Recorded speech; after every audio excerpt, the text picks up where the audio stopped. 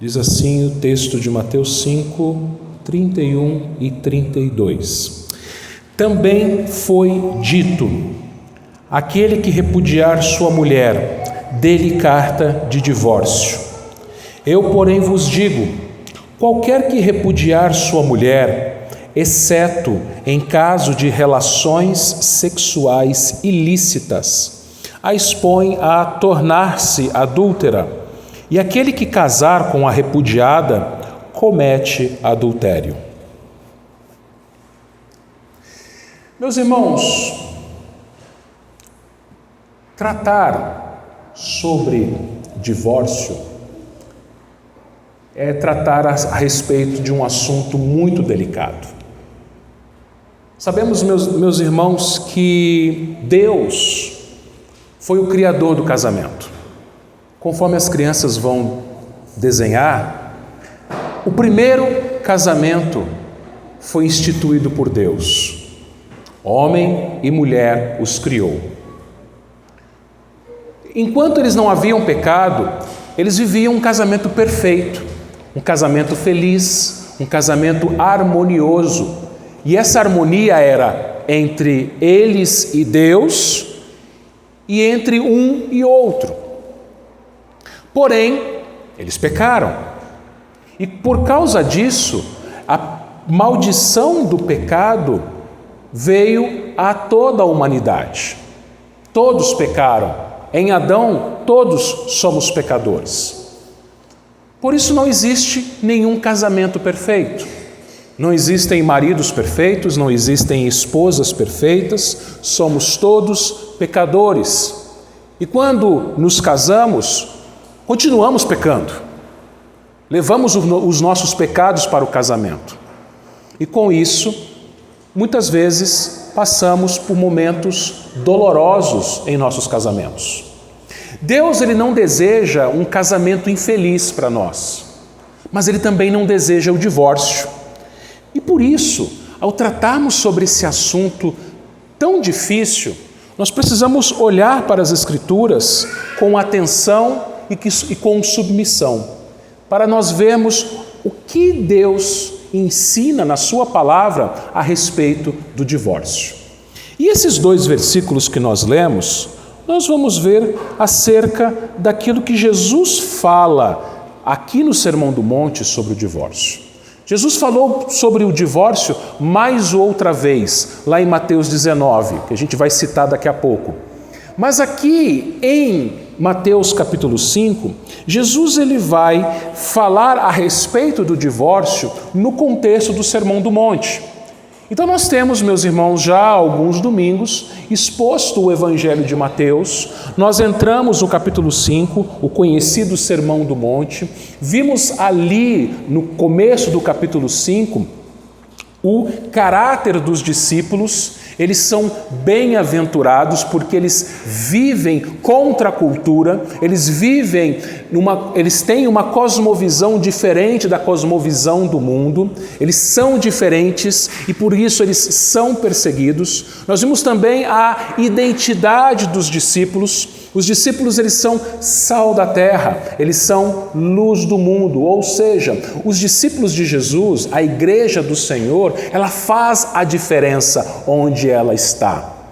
Jesus, então, a partir do versículo 17 de Mateus, vai falar a respeito da sua relação com a lei e da relação dos seus discípulos também com a lei. Jesus, ele é o legislador e ele também é o cumpridor pleno da lei. Jesus, ele não veio revogar a lei, mas cumprir, ele cumpriu totalmente a lei. Jesus foi a única pessoa na face da terra que obedeceu toda a lei de Deus, sem falhar um ponto, sem falhar um mandamento. E Jesus, ele sofreu na própria carne o seu castigo, o castigo da lei no nosso lugar.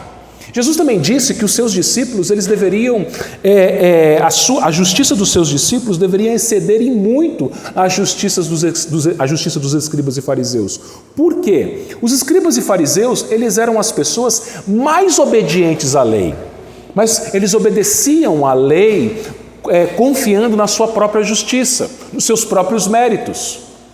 Os discípulos, eles obedecem à lei confiando na justiça de Cristo, justificados por Cristo. E aí Jesus então começa a falar sobre alguns mandamentos da lei, fazendo isso a fim de corrigir o entendimento superficial que as pessoas daquela época tinham sobre os mandamentos. Jesus ele falou a respeito do sexto mandamento. O sexto mandamento ele vai dizer não matarás. E os judeus daquela época, eles eram ensinados o seguinte: você não pode assassinar ninguém. É pecado, é quebrar a lei você assassinar alguém. Só que Jesus ele vai além. Ele diz que se no seu coração você odiar, se você se irar contra o seu irmão, você já matou. Você já cumpriu, você já descumpriu o mandamento. Jesus ele também vai corrigir o sétimo mandamento. O que diz o sétimo mandamento? Não adulterarás. Então os judeus eles aprendiam nos dias de Jesus com os rabinos que não podia-se adulterar, cometer o adultério, porque cometendo-se o adultério, o castigo da lei, a penalidade da lei era a morte por apedrejamento. Só que Jesus ele aprofunda o entendimento, dizendo que se a gente olhar para outra pessoa com intenção impura, no nosso coração nós já adulteramos. Então veja, Jesus, ele não é superficial com a lei de Deus, ele aprofunda. Nós podemos enganar as outras pessoas através das aparências. E era isso que os fariseus faziam. Eles aparentavam, aliás, pessoas honestas, cumpridoras da lei, pessoas justas. Olha, eu nunca matei ninguém. Olha, eu nunca adulterei. Mas o coração deles estava cheio de pecado. Eles se iravam, eles odiavam em seus corações. Eles olhavam para mulheres com intenção impura. E somente isso já caracterizava o descumprimento da lei. E aí Jesus, então, ele entra num terceiro ponto. Você percebe que Jesus, aqui no capítulo 5, ele vai sempre dizer o seguinte: ouvistes o que foi dito aos antigos, eu, porém, vos digo. Isso ele vai falar por algumas vezes, por 6 vezes, para ser mais exato. Jesus, então, ele corrigiu o entendimento do sexto e do sétimo mandamento, e aqui ele vai corrigir o entendimento a respeito do divórcio. E aí, meus irmãos, nós precisamos entender algumas coisas acerca do divórcio. Por quê? No final das contas, o divórcio nada mais é do que um mau entendimento do sexto e do sétimo mandamento. Como assim, pastor? Bom, vamos começar pelo sétimo, que é mais fácil. Jesus ele vai colocar uma cláusula de exceção, que a gente vai explicar daqui a pouco, que o divórcio ele só é lícito caso aconteçam relações sexuais ilícitas, adultério. Então a quebra do sétimo mandamento, o adultério, é algo passível para o divórcio. Aí você fala, tá bom, entendi, essa é a relação do sétimo mandamento com o divórcio. Mas e o sexto? Não matarás. Bom, queridos irmãos, o que nós aprendemos? Que o mandamento, o sexto mandamento, não matarás, não é apenas você pegar uma arma e tirar a vida de outra pessoa, mas o simples fato de você se irar contra uma pessoa, sentir ódio no coração contra uma pessoa, já é caracterizado como um assassinato. Quando o divórcio acontece porque as pessoas envolvidas, os dois lados, as duas partes envolvidas, elas estão também quebrando o sexto mandamento. Como assim, pastor? Mas a pessoa não precisa odiar o seu ex-marido ou sua ex-esposa, ou o seu atual marido ou sua atual esposa? Vamos entender uma coisa, meus irmãos. Na Bíblia, quem não ama, odeia. Não existe meio termo, não existe neutralidade. Se Jesus chama a gente a amar ao nosso próximo e a todos eles, inclusive os inimigos, se nós não amamos, nós odiamos. Se no casamento nós deixamos de amar o nosso cônjuge, nós estaremos odiando o nosso cônjuge. Quando você ou eu nos iramos contra a nossa esposa, contra o marido, nós estamos quebrando o sexto mandamento. E aquela raiva, aquela ira, aquele ódio vai crescendo no coração e pode se tornar um divórcio. Por isso que é nesse contexto que Jesus coloca o divórcio. Vejam, meus irmãos, o casamento, ele tem como esse entendimento o amor ao próximo. No Éden, quando Deus criou o homem, Deus cria o homem e ensina ao homem o mandato espiritual. O que é o mandato espiritual? É o relacionamento entre o homem e Deus. Então o homem tinha que amar a Deus sobre todas as coisas. Se você ama a Deus sobre todas as coisas, se você tem um relacionamento na vertical, em dia com Deus, então você na horizontal com o seu próximo, você vai também amar o seu próximo. E aí eu te pergunto para você, meu irmão e minha irmã casados, quem é o seu próximo mais próximo? Quem é a pessoa mais próxima de você? Não é o seu cônjuge? Então essa é a pessoa que a gente, abaixo de Deus, deve amar em primeiro lugar. Ou abaixo de Deus em primeiro lugar, então em segundo lugar em nossas vidas. E, queridos irmãos, quando a gente entende estas coisas, nós mudamos a nossa cosmovisão a respeito do casamento. Por quê? Primeiro, você sabe que Jesus ama você mais do que qualquer outra pessoa.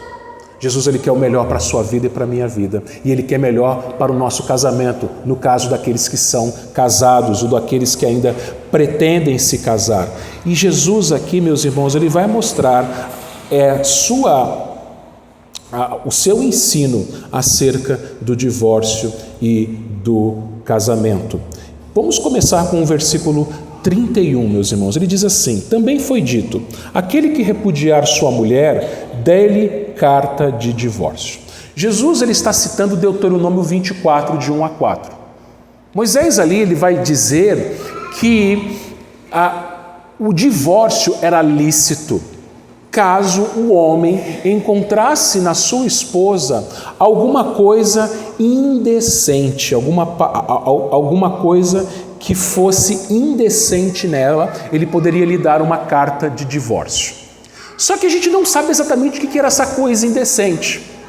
Se o homem visse na sua esposa algo indecente, ele poderia se divorciar dela. O que era essa coisa indecente? Bom, a gente já sabe que adultério não era. Por quê? Porque no Antigo Testamento o adultério era punido com morte, não com divórcio. Então, se a esposa adulterasse ou se o marido adulterasse, o casamento acabava através da morte, da condenação do adúltero, e não do divórcio. Essa coisa indecente aqui, na língua hebraica, aponta para a nudez. Então, seria o seguinte: o homem, na lei de Moisés, ele tinha o direito, se ele quisesse, de divorciar-se da sua esposa, caso ela cometesse algum tipo de imoralidade, mas que não chegasse ao ponto do adultério. E aí era isso que os rabinos ensinavam.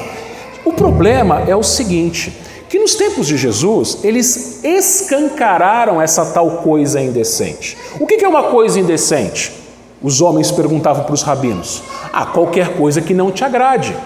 Isso começou a gerar nos dias de Jesus, meus irmãos, uma avalanche de divórcios. Por quê? Porque os homens começaram a usar qualquer motivo para se divorciarem de suas esposas. O outro texto que Jesus fala sobre divórcio no Evangelho está em Mateus 19, em Mateus 19. E eu quero ler com vocês o versículo 3 de Mateus 19. Ele diz assim: vieram a ele alguns fariseus e experimentavam, perguntando: é lícito ao marido repudiar a sua mulher por qualquer motivo?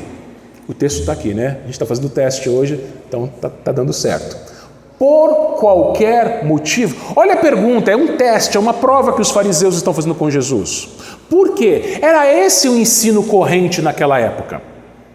O homem, ele poderia, segundo o ensino dos rabinos, se divorciar da sua esposa por qualquer motivo.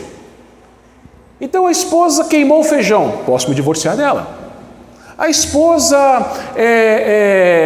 esqueceu de passar minha camisa, posso me divorciar dela. Eu não gostei dos meus sogros e dos meus cunhados, posso me divorciar da minha esposa. Qualquer motivo era motivo naqueles dias para um homem se divorciar da sua esposa.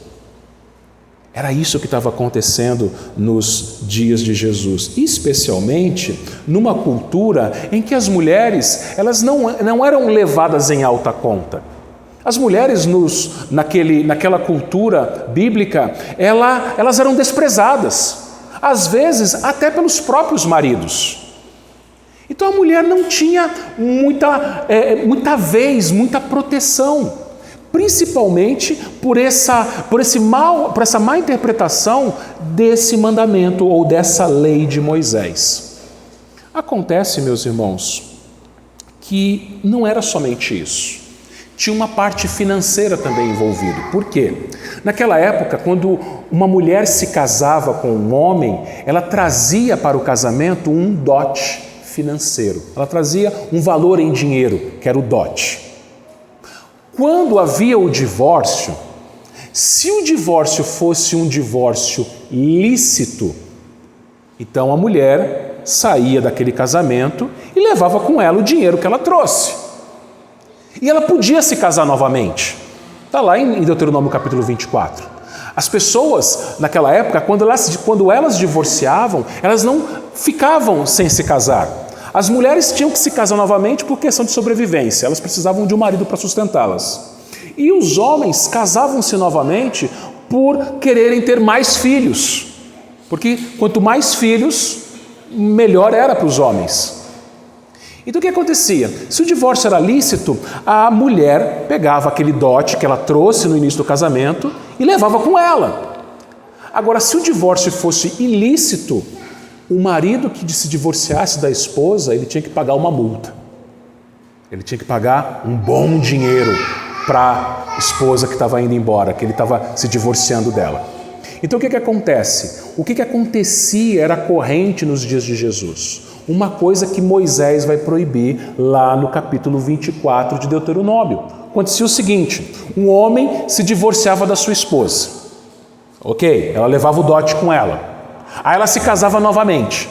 Se o segundo marido se divorciasse novamente, da esposa por um motivo ilícito, aí ela ganhava uma bolada, ganhava uma multa.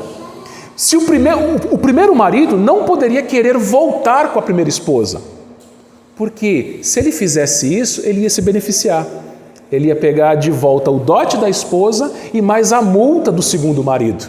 Entendeu? E aí você pode ouvir essas coisas e pensar: pastor, isso é muito leviano. Tinham pessoas então que se casavam pensando em dinheiro. Mas vamos pensar uma coisa aqui, meus irmãos. Nos nossos dias, isso também é comum. Você quer alguns exemplos? Eu vou te dar. Por exemplo, você não acha que também é leviano uma pessoa viúva que recebe a pensão do cônjuge falecido, não se casar, mas viver junto com outra pessoa, pura e simplesmente para não perder a pensão? Tem pessoas que fazem isso. A pessoa está viúva, ela recebe a pensão do falecido ou da falecida, e aí encontra outra pessoa, o que ela deveria fazer? Se casar. O problema é que se ela se casar, ela perde a pensão. Então o que muitas pessoas fazem, muitos viúvos fazem? Eles moram juntos para não perder a pensão. Eles mentem. E às vezes, meus irmãos, são os dois na mesma situação. 2 aposentados já ganham a sua aposentadoria, 2 viúvos também recebem a pensão dos seus respectivos falecidos, e aí eles moram juntos, eles mentem o seu estado civil, que deveria ser casado e não viúvo, para poderem receber mais do governo, receber a pensão do governo. Você quer ver uma outra coisa leviana também, com benefício próprio? É quando uma mulher se casa com um homem rico, querendo ter filhos com ele, já pensando no divórcio, já pensando na pensão e já pensando na partilha dos bens. Então, desde que o mundo desde que o pecado entrou no mundo, o casamento foi manchado. As pessoas agora, elas não pensam mais no outro, mas elas pensam no seu próprio benefício. Por isso eu dou uma palavra para aqueles que não são casados aqui, mas desejam um dia se casar. Se você pensa que o casamento é para te fazer feliz, que você quer casar para ser feliz, então você precisa rever o seu conceito de casamento. Porque Deus não criou o casamento para nos dar felicidade. É verdade, sim, que a gente, no casamento, tem muitos momentos felizes. Mas o casamento, ele foi criado por Deus para que a gente pudesse glorificar a Deus. E como que a gente faz isso no casamento? Servindo o nosso cônjuge. É sempre o cônjuge vem antes. O marido, ele ama a esposa como Cristo amou a igreja, a si mesmo se entregou por ela. Ou seja, o marido, ele entrega a sua vida pela esposa. E a esposa faz o quê? Ela se submete à autoridade do seu marido. Então veja, não é com o fim de ser feliz. Você é feliz em Cristo. Você é bem-aventurado em Cristo, sendo você casado ou solteiro ou viúvo ou divorciado, seja qual for o seu estado civil. Você não precisa de um casamento para ser feliz, mesmo que ele traga algumas felicidades para você em alguns momentos. Mas Jesus, queridos irmãos, também vai nos mostrar, aqui no versículo 32, uma cláusula de exceção. Ele diz assim: eu, porém, vos digo, qualquer que repudiar sua mulher, exceto em caso de relações sexuais ilícitas, a expõe a tornar-se adúltera. E aquele que se casar com a repudiada, comete adultério. Jesus, ele insere aqui uma cláusula de exceção para o divórcio. Então, lembrando aquilo que eu falei agora há pouco. O divórcio, ele era lícito no Antigo Testamento. Quando? Quando um homem, o marido, visse algo indecente em sua esposa. Aqui Jesus, ele coloca uma outra cláusula de exceção. Relações sexuais ilícitas, o adultério. E você se lembra que eu falei agora há pouco que no Antigo Testamento adultério não era motivo de divórcio, era motivo de morte. Se fosse descoberto o adultério por parte da esposa ou por parte do marido, o adúltero era apedrejado. O casamento terminava não com o divórcio, mas com o apedrejamento do adúltero. Só que isso era a lei civil de Israel. Isso tinha validade apenas para a nação de Israel do Antigo Testamento. Por isso que quando Jesus, quando em João capítulo 8, os fariseus eles levam até Jesus a mulher pega em flagrante adultério, eles perguntam: o que nós devemos fazer? Moisés nos manda na lei apedrejar quem adultera. Só que o problema ali era o seguinte: se Jesus falasse o seguinte, não pode matar, ele estaria descumprindo a lei de Moisés. Se Jesus falasse, sim, pode matar, ele estaria descumprindo a lei dos romanos, porque somente os romanos podiam tirar a vida, podiam cumprir a lei capital, a pena de morte. Os judeus não podiam. Então Jesus, ele perdoa aquela mulher, mas também diz àquela mulher, vai, não peques mais.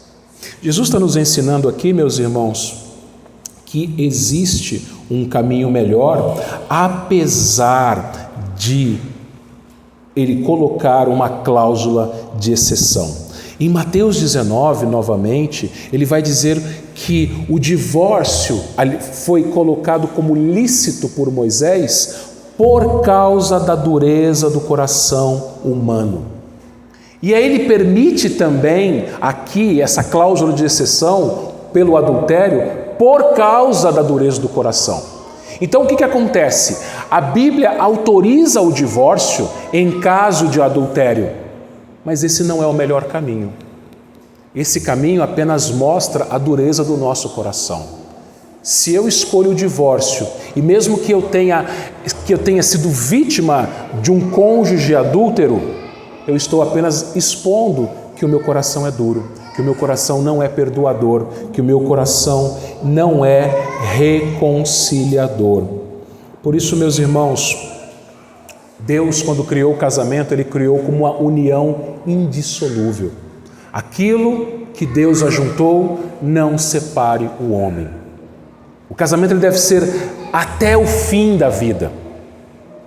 Mesmo havendo uma cláusula de exceção, se nós optarmos pela cláusula de exceção, nós estamos apenas mostrando que os nossos corações são endurecidos. Isso porque, meus irmãos, Deus e Jesus também, Ele leva em alta conta os nossos casamentos, o casamento. Jesus, Ele não deseja o divórcio, Deus odeia o divórcio. E não sei se você se lembra, uma das figuras usadas na Bíblia para ilustrar o relacionamento de Deus com a sua igreja, com o seu povo, é o casamento. Tem um livro na Bíblia escrito só mostrando isso, o livro do profeta Oséias. O profeta Oséias se casou com uma meretriz, com uma prostituta, e mesmo depois de casado, ela adulterou.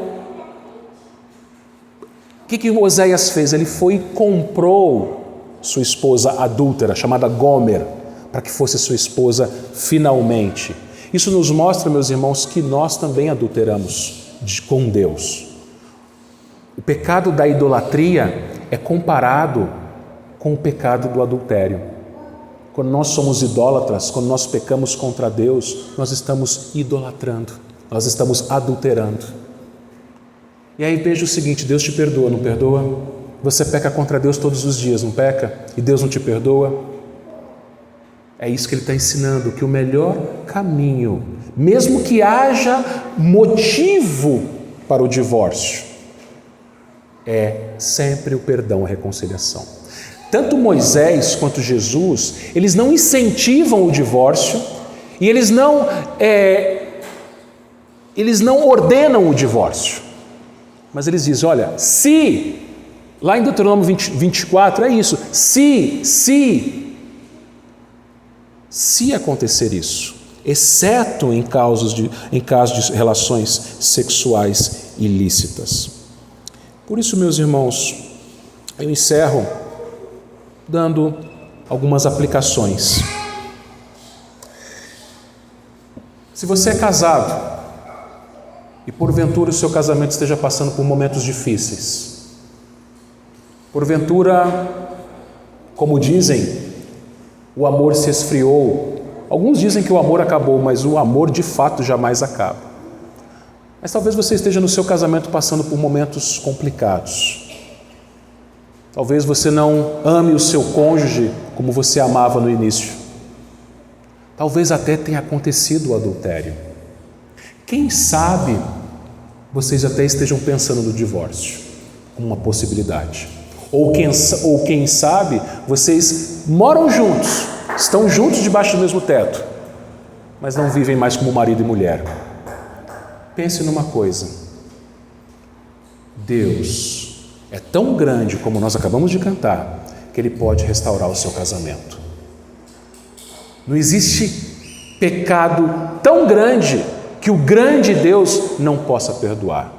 Pastor, mas o senhor não sabe o que o meu marido fez comigo, ou está fazendo comigo, ou o que a minha esposa anda fazendo ou fez. Deus pode perdoar qualquer pecado, por pior que seja. Deus pode quebrar qualquer coração, mesmo que seja o coração mais duro de todos, Ele pode quebrar. Caso o adultério já tenha acontecido, clame ao Senhor para que você seja misericordioso, como Ele é misericordioso com você. Clame ao Senhor pedindo para que Ele te ajude a perdoar, como Ele te perdoa todos os dias, como Ele te perdoou na cruz. Se você, porventura, tenha feito mal contra a sua esposa, tenha feito mal contra o seu marido, confesse a Deus o seu pecado e abandone o pecado, abandone os maus tratos ao seu cônjuge, arrependa-se do seu pecado. Aos solteiros, viúvos, divorciados, aqueles que não são casados e pretendem se casar, clamem a Deus por um cônjuge crente. Casem-se no Senhor. Entrem no casamento, se Deus abençoá-los com um casamento, não para ser feliz. Eu quero casar para ser feliz, felizes para sempre. Conto de fadas. Não. Você já é bem-aventurado em Cristo Jesus. Você já é uma pessoa feliz, sendo solteira, casado, viúva, divorciado. Se você está em Cristo, você é uma pessoa bem-aventurada. Se você deseja se casar, você que é solteiro, você que não é casado e deseja se casar, Senhor, dê-me uma esposa cristã, um esposo cristão, para que eu possa amá-lo ou amá-la, para que eu possa te glorificar, entregando a minha vida por essa pessoa, para que assim eu possa me parecer com Cristo. Ore a Deus pedindo uma esposa assim, um marido assim, pedindo para que você sirva a Deus no casamento. Aqueles aqui que são viúvos, solteiros, que não se casaram ou não estão casados e não desejam se casar, a minha palavra para vocês é a seguinte: louvem a Deus pela sua condição. Romanos 7,32 diz assim, Paulo diz o seguinte, Paulo não era casado, e Paulo diz o seguinte em Romanos 7,32: quem não é casado, cuida das coisas do Senhor, de como agradar ao Senhor. Então, se você não é casado e não deseja se casar, você tem condições de dedicar mais tempo ao Senhor. Então o que você faz, meu irmão, minha irmã, que não é casado e que não quer se casar? Ore pelos casais da igreja. Peça a Deus que proteja, que cuide seus irmãos casados. Peça a Deus também que te livre de tentações, se Deus te chamou para o celibato. Ore nesse sentido. E por último, eu me dirijo às crianças que estão aqui me ouvindo. Orem por papai e por mamãe. Orem pelos seus pais. Peça para Deus cuidar dos seus pais. Peça para Deus ajudar seus pais a serem obedientes. Peça para Deus dar amor a papai e mamãe, para que eles possam amar um ao outro. E assim, meus irmãos, quando nossas famílias, nossos casamentos acontecerem dentro da vontade do Senhor, a família da fé também vive dentro da vontade do Senhor. Que Deus cuide de cada família aqui. Que Deus cuide de cada casamento. Que Deus cuide daqueles que não são casados. Que Deus tenha misericórdia de nós e nos ajude a obedecer a sua palavra. Que Ele nos abençoe. Amém.